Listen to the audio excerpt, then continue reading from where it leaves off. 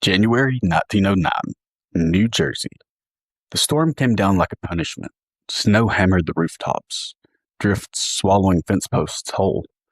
The Pine Barrens stretched endless and black, the trees groaning under the weight of ice. A patrolman pulled his coat tight, lantern swinging as he trudged down a frozen lane. But he wasn't alone. Something had left tracks ahead of him. They were hoofprints. They left deep, clean cuts in the snow, but not like any horse he had ever seen. These tracks were strange. They led over fields, through hedges, straight across a chicken coop roof without breaking stride. The officer stopped, snow creaking under his boots. His lantern flickered, dancing over claw marks gouged in a wooden beam. And then he heard it. A scream. Shrill, piercing, like metal tearing apart. The sound came from above. He snapped his lantern upward, and he's looking around, and caught in the glow he saw a shadow with wings stretched wide. It had glowing eyes and something curling behind it, kind of like a serpent's tail. The officer stumbled back, crossing himself. The thing shrieked again. It spread its wings and then vanished into the storm. Locals whispered about what he saw that night. Some said it was a demon. Others said it was the cursed child of Mother Leeds, come back to haunt the land of its birth. And in the Pine Barrens of New Jersey, that story has never gone away. Welcome back to Legends May Live, where we explore the strange, the mysterious, and the downright eerie. I'm Drew, and today's story is about a monstrous creature that lurked through the Pine Barrens of New Jersey called the Jersey Devil. But before we get into that, just a quick note that though it's based on a true story, some accounts may conflict, and so just take it as entertainment.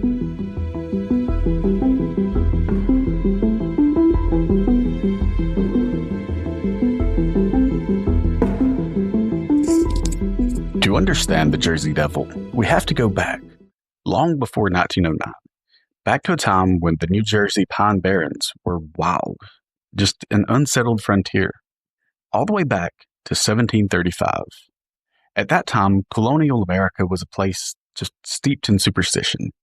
The people living back then, witches weren't fairy tales, they were real threats. Devils, curses, omens, they haunted every shadow. And in the dense woods of southern New Jersey, one family's name became forever bound to the devil himself. Her name was Deborah Leeds. Most people just called her Mother Leeds. She and her husband, Japhet, they had already had 12 children. That was 12 mouths to feed in a land that gave little back. Life in the early 1700s Pine Barrens was harsh. Japhet worked, but there was never enough. And Deborah bore the endless weight of raising a dozen children in the wilderness. It seemed like a constant fight just to stay alive. The soil was sandy and poor. It was too acidic to grow reliable crops. Winters there were long and bitter. And summers weren't much better. They swarmed with biting insects and wolves and black bears, wildcats. They all prowled the forest. A child could easily vanish into those woods and never return. There were no towns nearby, no markets to buy food or doctors to call when sickness struck. So a mother was always busy. She cooked and hauled water, made clothes, kept the fire alive, and nursed the sick, all while raising children. It was especially difficult for someone like Mother Leeds, with a dozen children inside a one-room cabin. But somehow she managed to do it. She got by one day at a time. But when she found herself pregnant once again, the story goes that she broke. In the darkness of her cabin, she cursed the unborn child.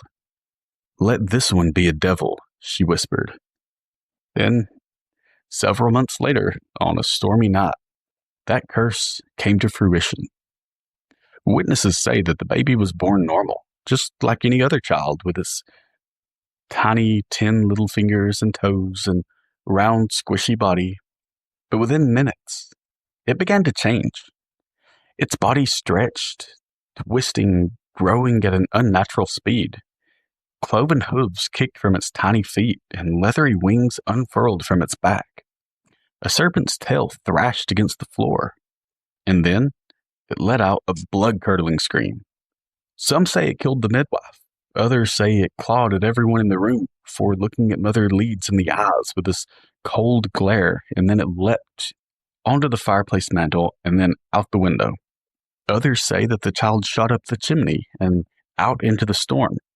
From that night forward, either way, the people of New Jersey whispered of the cursed child that roamed the woods, the Leeds devil.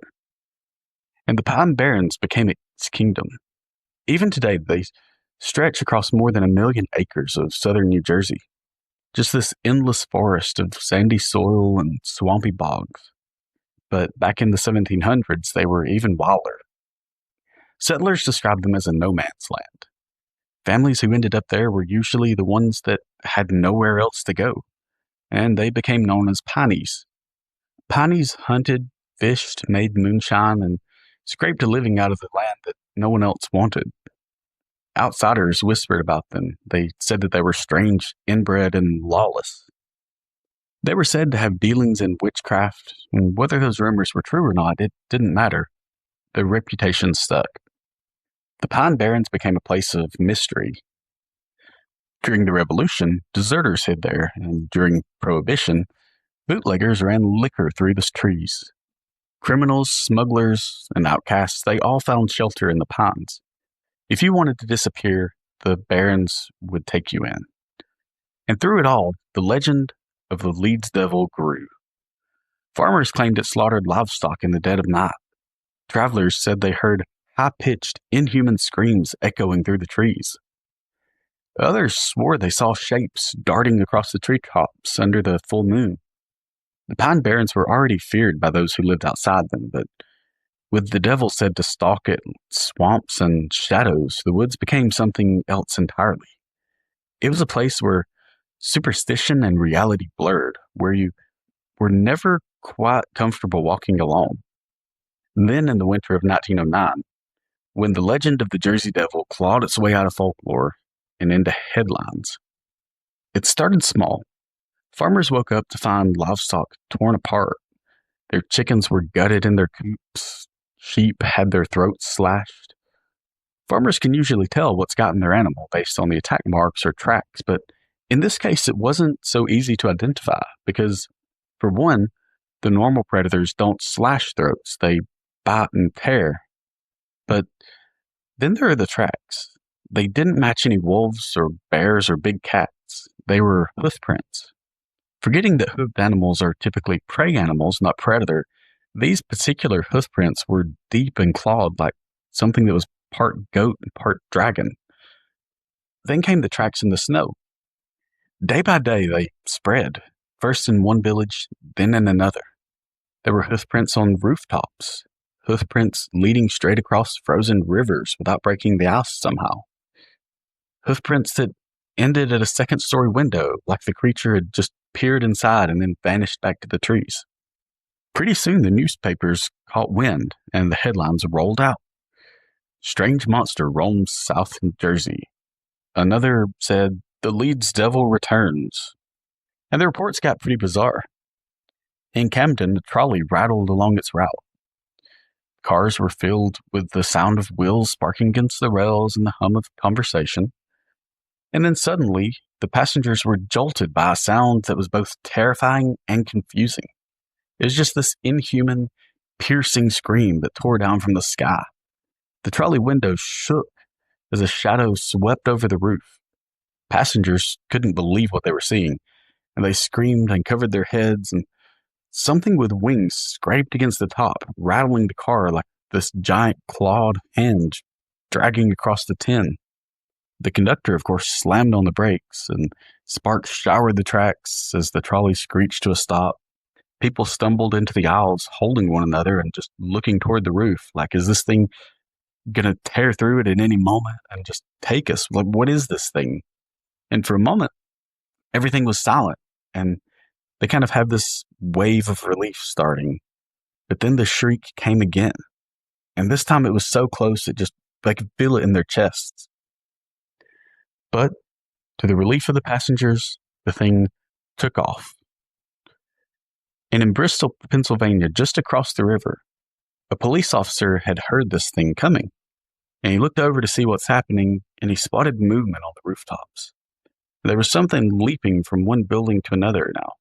He drew out his revolver and steadied his cold hands with his breath frosting in the winter air, took aim, and fired. The shots cracked through the night, and bullets slammed into the figure. He could see them hit it. But the thing is, this thing didn't fall. It just turned its head toward him with its glowing red eyes and wings unfolding like black sails. It let out a scream that froze him in place, and then it launched upward and just lifted into the air, kind of like a kite catching the air, and just effortlessly floated up into the air, vanishing in the storm. The officer lowered his gun, his hands are trembling, and for the first time in his career, he wasn't sure bullets meant anything at all. And after this, schools closed, mills shut down, parents kept their children locked inside. On the third day, even clergymen claimed to have seen it. In Trenton, a group of men reported chasing a long-necked, winged figure into the woods. When they got back, they were pale and visibly shaken. Though they couldn't agree on exactly what they saw, they all swore it wasn't human. Panic rolled across the state like thunder. The brave and skeptical alike formed hunting parties armed with rifles, dogs, and sometimes even pitchforks. Entire mobs marched into the Pine Barrens, just determined to bring this thing back. In Gloucester, a hunting party swore they had finally had the devil cornered. The men spread out through the snow, rifles raised up, just waiting for this thing to make itself known. And as their breath is steaming in the night air, then came the sound. Wings beating hard and a shriek tearing through the trees.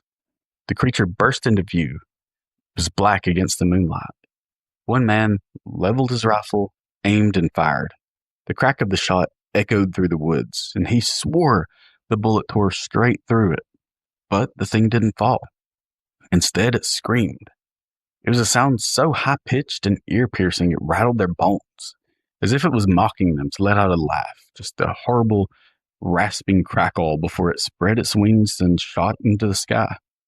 The men stood frozen, their rifles down at their sides, as the devil vanished into the storm above.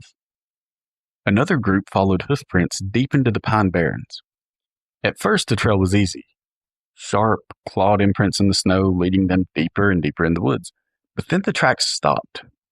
The men circled the spot, swinging their lanterns around, boots crunching in the snow, and there was just no sign of where it had gone. No broken branches, no marks in the drift, just silence. The dogs were pulling on their leashes, and suddenly they whined and refused to move forward. Their ears flattened, their tails tucked, bodies trembling like some horrible danger was present. And it was nothing that the men could see, though. So they just stood there, lanterns flickering in the dark, staring at the empty ground where the devil's trail simply ended. And ultimately, that was that.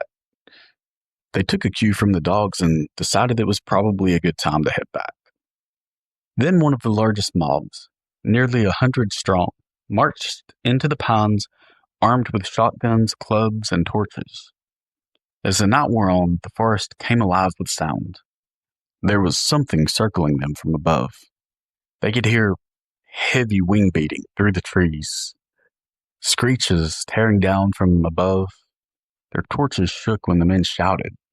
They just fired blindly into the branches overhead, hoping to get whatever it was.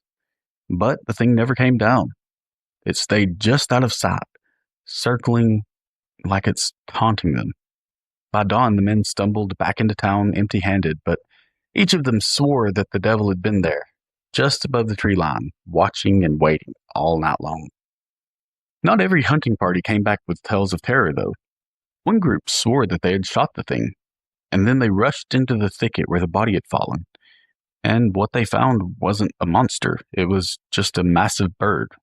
Some said a crane, others say a turkey vulture, wings broken, feathers matted.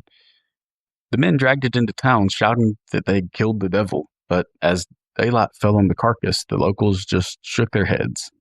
This wasn't the Leeds devil. This was just a bird. Ugly, sure, but just an ordinary bird. The hunters' faces burned with humiliation as their prize turned into ridicule. And that night, as they slunk home, the shriek of something far larger echoed through the pines, reminding them that the Jersey Devil was still out there. But, in spite of the large number of hunters, none ever returned with proof. For a short time, the Jersey Devil dominated the news cycle. It was spotted in more than 30 towns. It was always a topic of conversation and sort of hushed whispers, but just as suddenly as it began, it stopped. The hoofprints melted and the sightings ceased. The Leeds Devil had vanished back into the wilderness. But the fear it left behind, that never truly went away. The panic of 1909 eventually faded, but the Jersey Devil didn't. The decades that followed brought fresh reports, each one a reminder that something still stalked the Pine Barrens. In the 1930s, farmers whispered of a winged creature circling their barns at night. Livestock was found dead, throats torn open, bodies half-drained. Some swore that they saw glowing eyes watching from the tree line when they lit their lanterns to investigate. In 1951, Gibbstown was rattled by a news report. A group of children were playing near a schoolyard when suddenly they got this eerie feeling like they were being watched. One of them looked up and froze. Perched on a rooftop, wings folded tight, was something watching them. It wasn't anything that they had ever seen before. It had a horse-like head and its eyes glowed red. It stretched out its leathery wings and they were wider than a man was tall. Then, with a rush of wind, it landed near the playground. The children screamed and scattered, their shouts just echoing down the streets as they bolted for home. And by the time they reached their parents, they were hysterical and trembling. They could barely speak to describe what it was without breaking down, but they all told the same story. It had glowing eyes, huge wings, and hooves. That night, mothers barred their doors and fathers sat up with shotguns, and Gibbstown fell into a fearful silence. For days afterward, most parents kept their kids home from school, convinced that the creature was waiting just beyond the schoolyard fence. The 1960s brought another wave. Residents of Mays Landing reported hearing piercing screams ripping through the pines at night. A group of construction workers claimed to see a massive winged figure swoop low over their site. One man said it knocked his hat clear off his head. Then, in 1972, a woman driving on a lonely stretch of road near the Barrens slammed on her brakes when something enormous had stepped out into the glow of her headlights. She described it as a kangaroo-shaped creature with wings folded tight against its back. It turned its head toward her car. Its eyes glowed red like hot coals. When she tried to drive around, the thing leapt and slammed onto her roof. She screamed as the metal groaned under its weight, and by the time she sped into town, the roof of her car was scarred with deep gouges, like the thing had been trying to rip its way inside. And still the sightings came. Hunters spoke of being stalked in the pines. Hikers heard screams echoing through the trees.